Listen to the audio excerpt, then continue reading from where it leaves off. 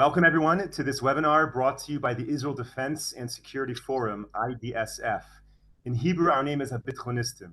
IDSF is a movement of reserve officers and operators from all branches of the Israel Defense Establishment who believe that strong national security priorities and staunch Zionism are necessary for Israel to be the eternal homeland of the Jewish people. Thank you to all of our viewers and supporters for tuning into these war briefings. It is very important to us at IDSF that we can share with you war updates and analysis about this war here in Israel, and that we can connect our experts with you in these very direct and candid briefings. We are joined today by Brigadier General Amir Avivi, founder and chairman of IDSF, and Lieutenant Colonel Yaron Buskila, director of IDSF operations here in Israel. Yaron has joined us in the past and shared his harrowing and heroic story from October 7th, and it is a great honor to have him back. We'll begin, General Avivi, with you. What can you share with us today that's happening in the war? So, sure, I'll speak shortly. I want to let Yaron update from the Gaza division. Yaron serves now in reserve as the operations officer in the Gaza division, so he's obviously very updated of what's going on. But at the moment, the ceasefire was extended 2 more days to enable to bring back 20 more hostages. Today, Hamas broke the ceasefire and detonated 3 improvised explosive devices against our soldiers in the northern part of Gaza. There was a few soldiers that were injured lightly and they returned fire. So we see that no, we cannot trust this ceasefire to continue much longer, although this is the interest of Hamas to extend it as much as possible to really bring to our reality where we are completely stopping the war, which I think won't happen. So the situation is very, very delicate. We're starting to hear the terrible stories of the people who are coming back from the time they spent in hostage and the way they were treated by Hamas. And it comes as no surprise that this ISIS organization has mistreated our people and deserves to be destroyed. Till now, ceasefire overall is also maintained in the north. In the area of Judah and Samaria, we are continuing to operate all the time and apprehend terrorists. We apprehended more than 2,000 by now, more than half of them Hamas. This is what's going on at the moment. Yaron, maybe you can give us some more detailed report of what's going on really in the Gaza Strip, where you sit.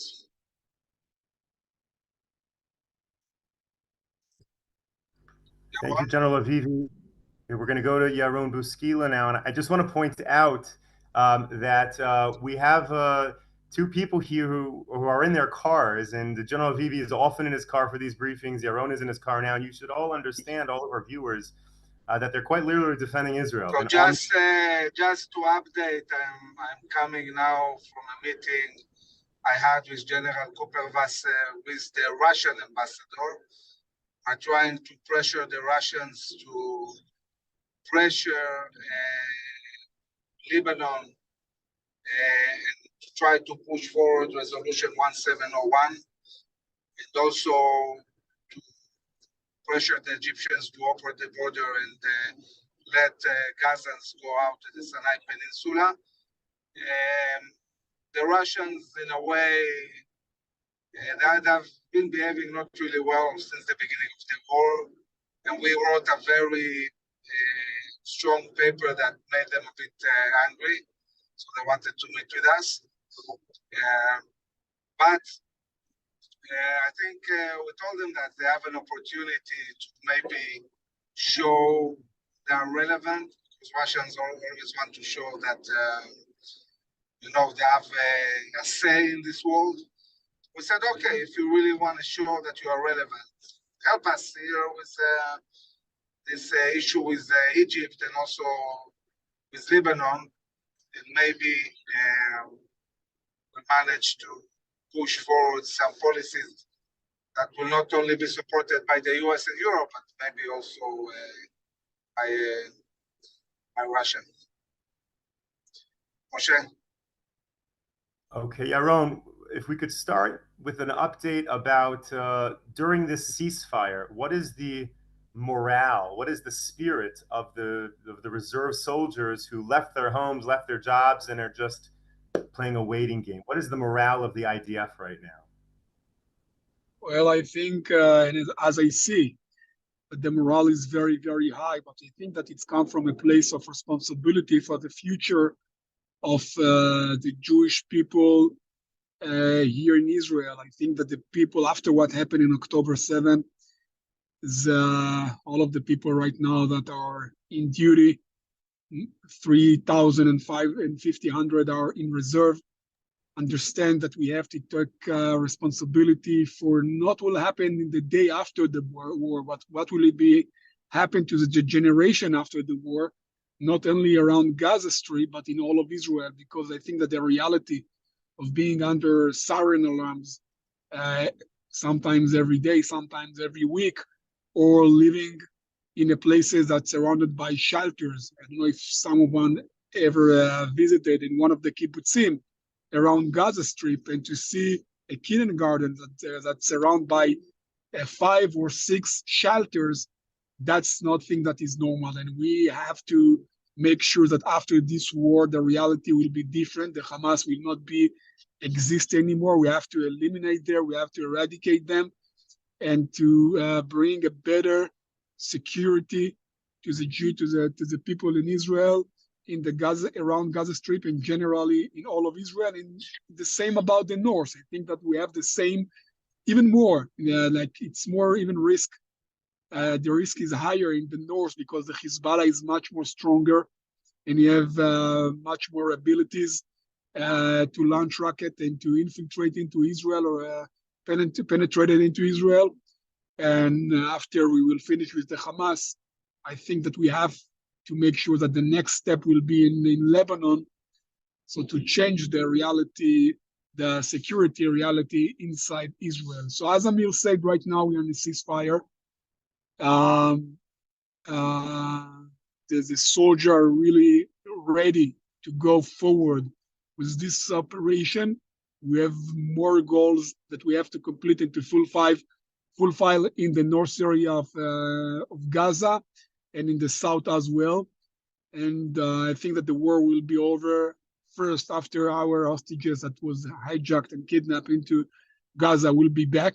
And the second, after we will be eliminate all of the Hamas on their all of their demilitarize there and make sure that they are not controlling Gaza anymore.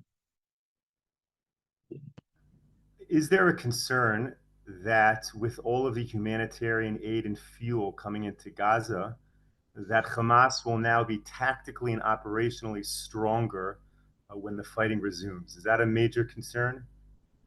Yeah, it is a concern, and we know that they're taking some of this aid that's getting in, and they use that for their purpose. And but this is a pay that we chose to pay by knowing that they will use that against us. But in the other hand, we want our hostages, and you have to believe that you all know babies and old people and women and soldiers that are inside.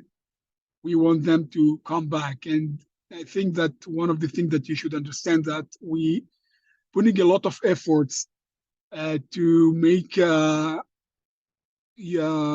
operation, some of them undercover operation, even to bring one. So if we have the ability to bring back 10 or 14 hostages back and to wait one more day or 2 more days, I think that this is a price that we need to pay.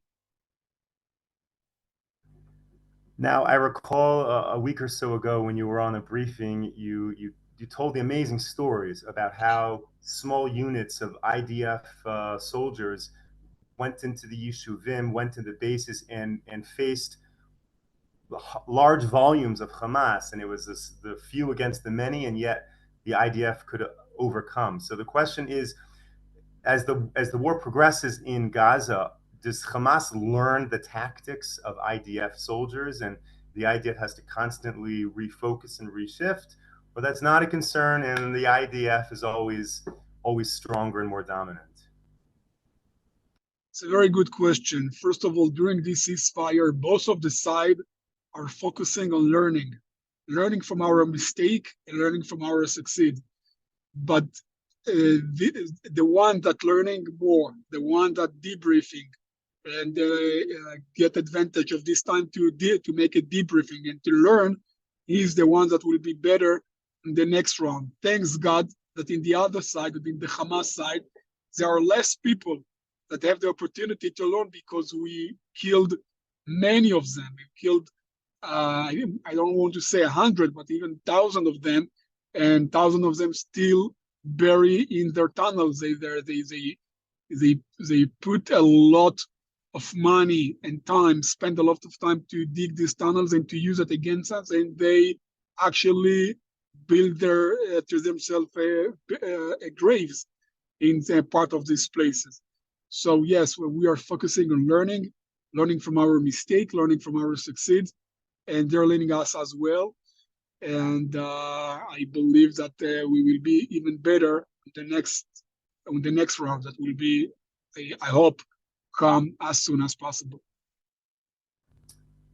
Okay, and then when the fighting begins again, how much more is there to do in the north? I mean, is the north and south completely disconnected at this point, and once the north is done, it can be hermeneutically sealed and move into the south? Or there's still a lot more to do there?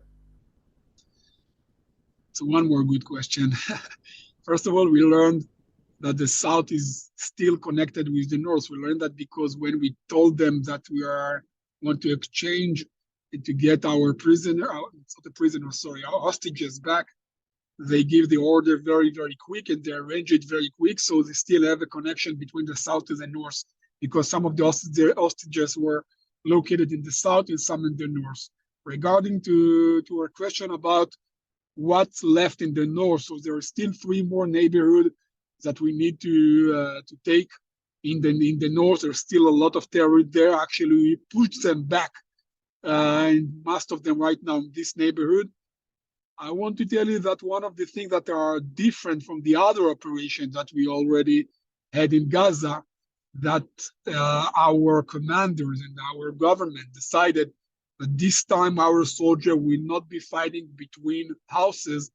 It will be fighting between, maybe the word in English, Moshe Churva, like when the houses collapse.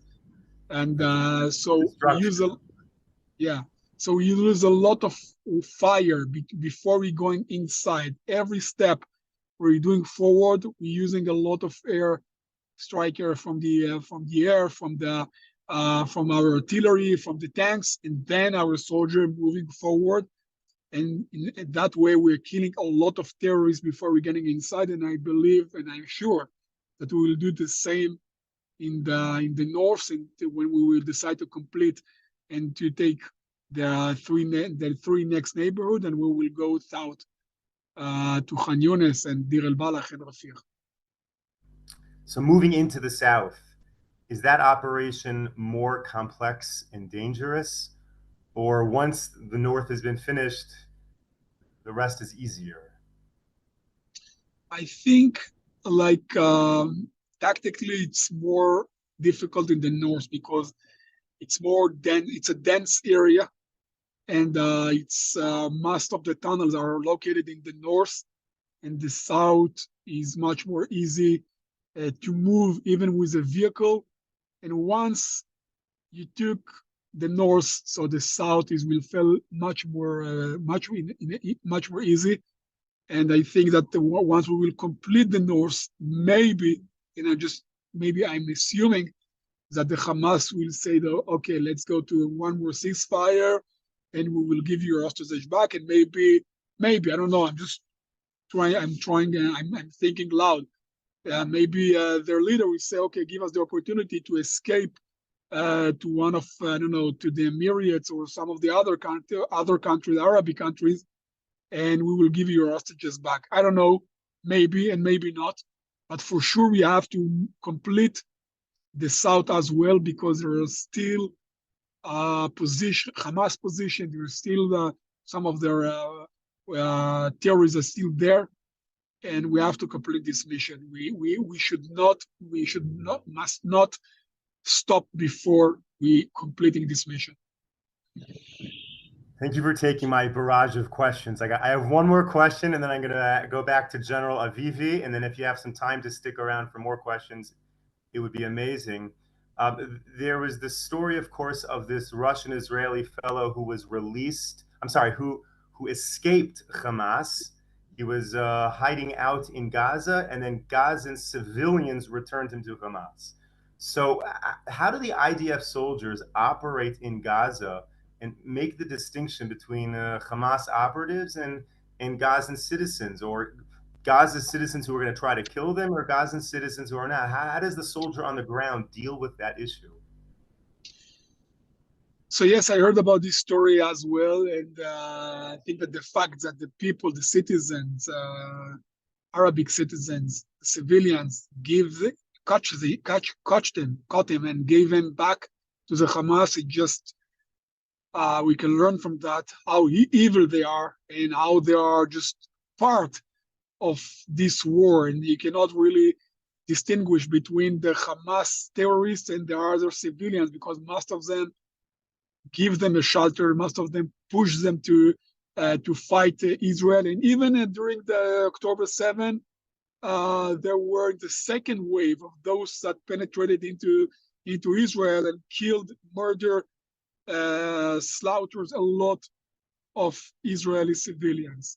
So fighting in the north, in Gaza generally, in the north particularly, it's not easy, and we need to use a lot of our intelligence unit and the information that we have to know how to separate and not to attack the places where our hostages there. We know about some, I don't want to say must, but some of our hostages, where are they? We know that this is very, very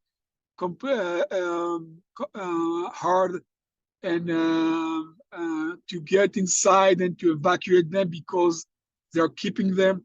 There are a lot of exploding charge in the door or in the same room where they're staying, and we don't want them to be died. So if we have the opportunity to right now to exchange and to have them alive, so we will do that. But if we will see that there are some of them that are not going to release them, the only way is to make an operation to evacuate them and to release them. That's what we will do. But still, we know about most of the people of our hostages, and we are trying to separate and to distinguish between the terrorists and our hostages, and not to attack the infrastructure where they're located. Thank you so much, Lieutenant Colonel Yaron Buskila. It's great to see you. Thank you for taking time, sitting in your car, sharing all of this with us. We'll go to General Avivi for some questions, if you're able to stick around, and we'll see if questions of interest. General Avivi, Qatar is in the news a lot the past few days. Are you able to share your thoughts on the involvement of Qatar? Are they helping or making the situation worse? So Qatar's ideology is Muslim Brotherhood, just like Hamas, a very, very evil entity that tries to really buy with money its recognition in the Western world, investing a lot in universities, in soccer teams, in companies. We know that Qatar also tries to bribe politicians in Europe, but they always tend to ally themselves with the most vicious and evil organizations and states like Iran, like Hamas. they feel that they suffered the blow, and talking about their reputation, and this is why they're working very hard to try to push forward this deals with the hostages by releasing children and women and so on. And also they're saying it very clearly that the overall goal is to stop the war and make sure that Hamas survives. This is all they want to get. And they think that the more they can prolong the ceasefire, the bigger are the chances that the dynamics will be dynamics that will bring the end to this war. And so this is what they're doing and how they are operating. Now, in the past, you've spoken a lot about the Sunni Shiite world and rivalry. Where does Qatar fit in? They're Sunni, but yet they seem to be aligning against the Sunni world. Well, we talked about three, you can put it 3 or 4 different groups. One is the Shia, Iran and all its Shia proxies. The other one is the moderate Sunni states like United Emirates or Saudi Arabia, states that overall think that the most important thing is the economy. They want to ally themselves with the West overall and try to build a better life for the citizens. And then you have Sunni extremism, which is ISIS, Al-Qaeda, Muslim Brotherhood, and this is where Qatar fits. Qatar is Muslim Brotherhood, like Hamas, and it's part of the axis of Turkey, which is Muslim Brotherhood, Qatar, Hamas, ISIS in a way. And then some divided to another group, which is not the local extremism of Sunnis, but the global entities like ISIS and Al-Qaeda. So Muslim Brotherhood is more local, and ISIS and Al-Qaeda is more global. And this is where Qatar fits. You remember, Moshe, that at a certain point, Qatar was isolated from all the Sunni countries. Saudi Arabia, Emirates, Oman, Egypt, they all went against Qatar because Qatar is basically pretty much undermining them. The ceasefire right now, is it being celebrated by Hamas as a win? The videos that they're producing and they're requiring captives to wave, is this being used to kind of to promote their cause within Gaza, and they're going to enter the war more empowered because they think they're winning, or is that a last-ditch attempt to save face? The question is for either of you. So I would say that the ceasefire. No, go on, go on. No, Amir, you're older. I think that the ceasefire is mostly for Hamas to get organized, to re-equip, organize its people, get lessons learned, and also it strengthened them a lot in the West Bank, in Judean Samaria, because they are the heroes that are releasing people to the prisoners to the Palestinian people. And they are very optimistic. They really think that this is going to stop and they are going to win. For them to win is to stay alive. If they stay alive, it means that they won. If they stay in charge of Gaza, they won. This is the way they see it. They don't care about the society, buildings, how many people were killed. It's irrelevant. The only thing that's relevant is that they continue to manage Gaza. This is what they want to achieve. So Moshe, I think this is a very deep question. It's a very deep question. What is the winning when you're talking about a terror organization? How they see winning, and what is winning for us when we want to eliminate a terror organization? So we can say that, first of all, they win on October 7 because they achieved some goal, and they did it. I mean, they infiltrated into Israel and they killed a lot of soldiers, and they kidnapped hostages into Gaza. So in this point, they got what they want, and they show a picture of their organization that, from their eyes, or they defeat a very strong army. But if you're asking from the eyes of the civilians that have nowhere to go back now in the north of Gaza, and we destroy a lot of infrastructures and a lot of centers, civilian centers, and I think it will take them years to recover from what's happening only in the north. And I'm not speaking about the south because we didn't get there yet. So we can say for sure that they lose, but in their eyes, as a terror organization, they feel that they win, and especially when they in this ceasefire, they're trying to create and to build a picture of winning, because they forced us to get into a ceasefire and to exchange their prisoner in our hostages. So how they see that. And I think that even if we will destroy 90% of the houses there, they will not feel that they lost. That's the truth. It's such a different mentality, and it's so difficult to fight against that. Do you think there is a ticking time clock, a deadline at which the IDF has to finish the operations? Is there a felt sense of pressure that you need to move fast to kick up the scale of operations before either the Israeli government or the US government or someone puts pressure to stop? Of course, that there is a lot of pressure from all over the world that push us to finish this war. But now this is the time of our leaders. This is a time for our leaders to look to the future and to think about what kind of life we want. If we will stop it right now, we will not get anything. The terror will come back very, very fast. They know to recover and to build themselves again, and even to get to be stronger.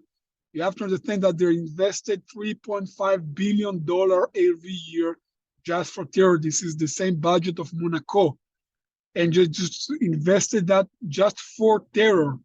So I think even under this kind of pressure, our leaders and our commanders, I mean, I'm speaking about the chief of the staff, have to push forward and not to give up. This war will answer, the way that we will finish this war will be the answer for what kind of life we will live here in Israel. And I think this will give a big sign for the Hezbollah watching us right now, and even Iran. And they want to see what we are doing, if we're stopping or not. If we will stop, this is just encourage them to move forward and to attack us, and the next attack will be even harder. So we have a lot of responsibility here for our leaders to not to give up and not to give it up under the worldwide pressure. Lieutenant Colonel Yaron Buskila, thank you so much. It's really a pleasure to speak with you. I hope you stay strong and safe. And I do hope you're able to see your family. I know you've been gone from them for a while, and that can't be easy. General Avivi, do you have some closing thoughts for us? Yeah, I think that we should close with what Yaron said. We have no option but winning. If we don't destroy Hamas, we'll face a real existential threat to Israel. Everybody will attack us. Everybody is looking, and the way the Palestinians, the Iranians, Hezbollah, for them, if Hamas stays standing, Israel lost. And it means that Israel is not even willing to defend, and fight for all the people that were massacred. There is no nation in the world that can be attacked like that and not destroy the enemies that attacked. So we really need to move forward and finish what we started, destroy Hamas. And it's not something that will happen in a week. We have like 25,000 more terrorists that had time now to organize and regroup and equip themselves. We also, of course, continue to equip ourselves and get ready, but it's going to be challenging, and there will be fierce fighting. It will take some time until we manage to really take over the whole Gaza Strip. If I can just say one more thing, I think that I said that this is the time of our leaders, but this is all even. Can you hear me? This is even now the time of the IDSF. I mean, and this is exactly the time that the important time for IDSF. Why we just established this organization, because our mission right now, our mission in this time, is to pressure our leader, is to give to say the right things, because we have thousands of members in the IDSF, and we have a lot of generals in the IDSF, and the Prime Minister already met with us, and he's going to meet with us soon again. And he always asking, why? What do you think that the people want to do? What do you think that we need to do?